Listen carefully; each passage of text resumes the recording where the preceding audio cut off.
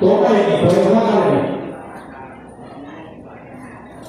หากระไกมีดก็กระไกก็ได้เพราะตัดนี่ก็ตัดชุดฟัง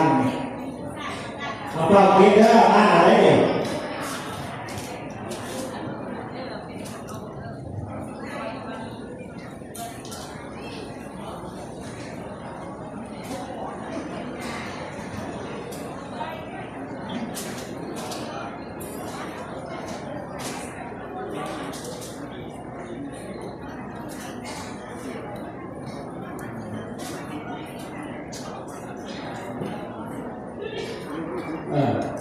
คุณหมอพยาบาล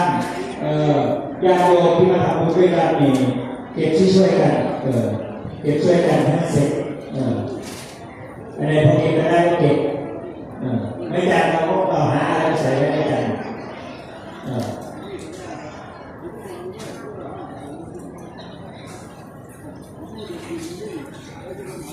ดอกไม้เก็บไปก็รวม